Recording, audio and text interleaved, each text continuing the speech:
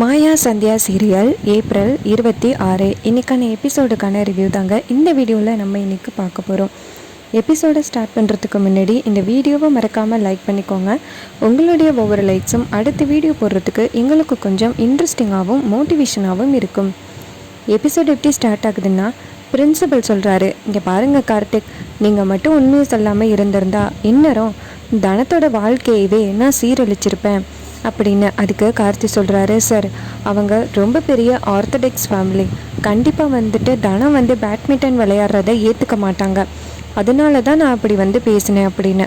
அதுக்கு பிரின்சிபல் சொல்கிறாரு, இருந்தாலும் வீட்டில் உள்ளவங்களுக்கு தெரியாமல் இந்த மாதிரி பண்ணுறது தப்பு, ஒரு நாள் அவங்களுக்கு உண்மை தெரிய வரும், அப்போ ரொம்ப பெரிய பிரச்சனை ஆகிரும், அதனால் நீங்கள் கொஞ்சம் பார்த்து செயல்படுங்க, நீங்கள் இப்படி பேசினதுனால காலேஜோட ரெப்புடேஷனும் போகும் அப்படின்னு. அதுக்கு கார்த்தி சொல்கிறாரு, சார் என்னை மன்னிச்சிருங்க, ஒரு பொண்ணோட வாழ்க்கையை காப்பாற்றுறதுக்காக தான் நான் இப்படி பண்ணேன் அப்படின்னு. அப்போ மாயா சொல்கிறாங்க, இங்கே பாருங்கள் சார், எங்கள் பெரியப்பாவை பற்றி உங்களுக்கு இன்னும் தெரியல, அவர் மட்டும் பேட்மிண்டன் விளையாடுற தனாவை பார்த்தா கண்டிப்பாக ரொம்ப கோவப்படுவார், என்ன பண்ணுவாருன்னே தெரியாது அப்படின்னு. இதை கேட்டுட்டு பிரின்சிபல் சொல்கிறாரு, நீங்கள் எல்லோரும் எத்தனை நாளைக்கு மறைக்கிறீங்கன்னு நானும் பார்க்குறேன், ஆனால் கூடிய சீக்கிரம் தனாவோட அப்பாவுக்கு இந்த விஷயத்தை தெரியப்படுத்திடுங்க, இல்லைன்னா கடைசி நேரத்தில் பிரச்சனை ஆகிரும் அப்படின்னு சொல்லிட்டு அந்த இடத்துலேருந்து பிரின்சிபல் போகிறாரு. அப்போ சீனு சொல்கிறாரு, மாயா போயிட்டு தனாவை கூட்டிகிட்டு வா அப்படின்னு. மாயாவும் சரி அப்படின்னு சொல்லிட்டு நேராக பிரின்சிபல் ஆஃபீஸ்க்குள்ளே போயிட்டு தனா உட்காந்துருக்காங்க. அப்போ மாயா தனாவை கூப்பிட்றாங்க, வா போகலாம் அப்படின்னு. அப்போ தனா சொல்கிறாங்க, பிரின்சிபல் சார் வெயிட் பண்ண சொன்னாரே அப்படின்னு. அதுக்கு மாயா சொல்கிறாங்க, இல்லை இன்றைக்கி அவார்ட் கொடுக்க வேண்டியவர் இன்றைக்கி வரலையா, நாளைக்கு வராராம், அதை உன்னை கூட்டிகிட்டு வர சொன்னாங்க அப்படின்னு. தனாவும் சரி அப்படின்னு சொல்லிட்டு வெளியில் வராங்க. சீனுவும் மணியும் கேண்டீனில் இருக்காங்க. அப்போ நம்ம மாயா தனாவை கூட்டிகிட்டு போகிறாங்க. அப்போ மாயா சொல்கிறாங்க, நல்ல வேலை பெரியப்பாவுக்கு மட்டும் இந்த விஷயம் தெரியலை, பெரியப்பாவுக்கு இந்த விஷயம் தெரிஞ்சிச்சுன்னா பெரிய பிரச்சனையாக இருக்கும் அப்படின்னு. அதுக்கு மணி சொல்கிறாரு, ஆமாம் என்னையும் சேர்த்து அடிப்பார் அப்படின்னு. அப்போ சீனு சொல்கிறாரு, இது எல்லாத்துக்குமே காரணம் கார்த்திக் சார் தான், கார்த்திக் சார் தான் நல்ல வேலை உன்னை காப்பாற்றிட்டாரு அப்படின்னு. அப்போ தனா சொல்கிறாங்க, கார்த்திக் சார் இப்படி போட்டி வைக்காமல் இருந்திருந்தா நான் டென்னிஸே விளையாண்டுருக்க மாட்டேன், இந்த மாதிரி போட்டியும் வந்திருக்காது அப்படின்னு. அதுக்கு மாயா சொல்கிறாங்க, இங்கே பாரு, உன்னைய பிரின்சிபல் சாருக்கிட்டேருந்து காப்பாற்றினது, அப்பா கிட்டேருந்து காப்பாற்றினது வேறு யாரும் இல்லை, கார்த்திக் சார் தான் அப்படின்னு. இதை கேட்டுட்டு தனாவும் சரி அப்படின்னு சொல்கிறாங்க. அப்போ அந்த இடத்துக்கு கார்த்தி வராரு.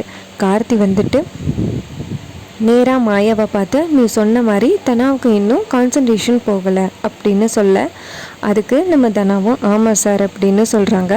அப்போ கார்த்தி சொல்கிறாரு, நான் எப்பவும் போல் தனாவுக்கு ட்ரைனிங் கொடுக்க ஆரம்பிச்சிடுறேன் அப்படின்னு. இதை கேட்டுட்டு மாயாவும் சரி அப்படின்னு சொல்கிறாங்க.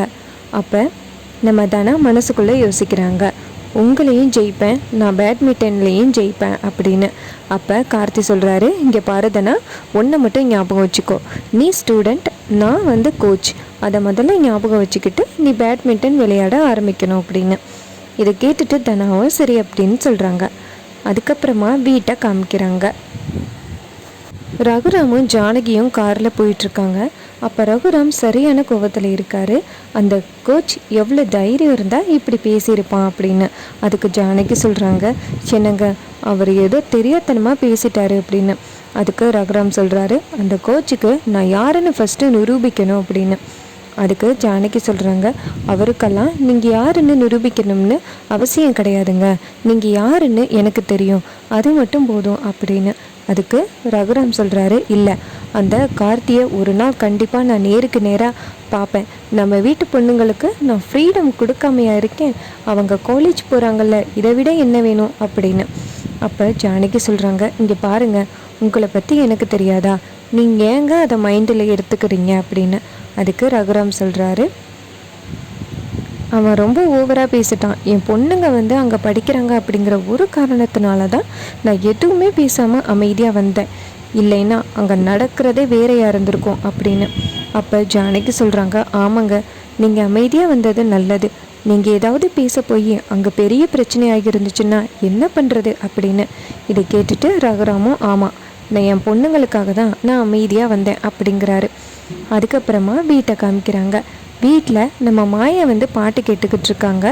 இன்னொரு பக்கம் சீனு அந்த மாயா சொன்னதையெல்லாம் யோசிக்கிறாங்க. இது மாதிரி ஜானகிட்ட சொல்லிக்கிட்டு இருந்தாங்கல்ல, சீனுவை பற்றின விஷயங்கள் எல்லாமே எப்போவுமே என் மைண்டில் ஸ்டோர் ஆகிரும் அப்படின்னு.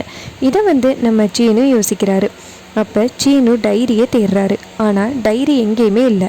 அப்போ நம்ம சீனு மாயா கிட்டே இருக்குமா அப்படின்ட்டு நேராக மாயா ரூமுக்கு வராரு. மாயா பாட்டு கேட்டுக்கிட்டு இருக்காங்க. அப்போ நம்ம சீனு வந்துட்டு என் டைரியை எடுத்தியா அப்படின்னு கேட்க, அதுக்கு மாயா சொல்கிறாங்க இல்லையே அப்படின்னு. அப்போ சீனு எங்கே பார்த்தாலும் தேடுறாரு, எங்கேயுமே இல்லை. அப்போ நம்ம சாரு ரூமுக்கு வராங்க. வந்துட்டு இங்கே என்ன நடக்குது அப்படின்னு கேட்க, அதுக்கு சீனு சொல்கிறாரு, சாரு என்னுடைய டைரியை இவ வச்சிருக்கா, கொடுக்க மாட்டேங்கிறா அப்படின்னு. அதுக்கு சாரு சொல்கிறாங்க, டைரி தானே கொடு, என் புருஷன் கேட்குறாருல அப்படின்னு. அதுக்கு மாயா சொல்கிறாங்க, உன் புருஷனா, இன்னும் கன்ஃபார்மே ஆகலை, அதுக்குள்ளேயும் உன் புருஷன்னு சொல்லிக்கிட்டு இருக்க அப்படின்னு. அப்போ சீனு சொல்கிறாரு, எனக்கு எந்த டைரியும் வேணாம் அப்படின்னு சொல்லிட்டு அந்த இடத்துலேருந்து போகிறாரு. அப்போ மாயா சொல்கிறாங்க, அதான் அவனே டைரி வேணான்னு சொல்லிட்டு போயிட்டான்னா அப்புறம் என்ன, நீ இங்கே வந்து நிற்கிற, கிளம்பு அப்படின்னு. அப்போ சாரு முறைச்சிக்கிட்டே போகிறாங்க. அதுக்கப்புறம் மாயா குளிக்க போன அந்த நேரத்தில் சாரு மாயாவோட ரூமுக்கு வந்துட்டு அந்த டைரி எங்கே இருக்குன்னு தேடுறாங்க. அப்போ பெரிய சூட்கேஸ் பொட்டியை எடுத்து பார்க்கும் பொழுது அதில் பாஸ்போர்ட் இருக்குது. அதில் நம்ம சாரு எங்கே பார்த்தாலும் நம்ம மாயா உலகம் ஃபுல்லாக ட்ராவல் பண்ண டைரிஸ் இருக்குது. அப்போ ஒரு முக்கியமான விஷயம் நம்ம சாருக்கு சிக்குது. ஆஹா, பாஸ்போர்ட்டு, இதை வச்சே ஒரு பிரச்சனையை உண்டாக்கலாமே அப்படின்ட்டு சாரு என்ன பண்ணுறாங்கன்னா அந்த பாஸ்போர்ட்டை எடுத்துக்கிட்டு போகிறாங்க. இன்னொரு பக்கம் காலேஜை காமிக்கிறாங்க. காலேஜில் நம்ம மாயா, நம்ம சீனு, சாரு, தானா 3 பேருமே வந்து காலேஜை விட்டு வெளியில் வராங்க. அப்போ டக்குன்னு போலீஸ் வண்டி வந்து நிற்கிது. அப்போ நம்ம மாயாவை போலீஸ் வந்து பார்த்து ஜீப் லேயரு அப்படின்னு சொல்ல, மாயா கேட்குறாங்க, நான் என்ன தப்பு பண்ணேன், எதுக்கு நீ ஜீப் லேயரை சொல்கிறீங்க அப்படின்னு.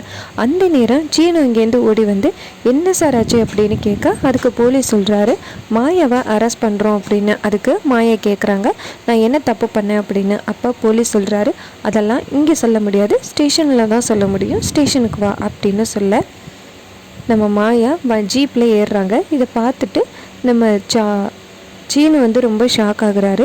அதுக்கப்புறமா நம்ம மாயா வந்து புடவை கட்டிக்கிட்டு நிற்கிற மாதிரியும் சீனு மாயாவை சைட் அடிக்கிற மாதிரியும் சீனை காமிக்கிறாங்க.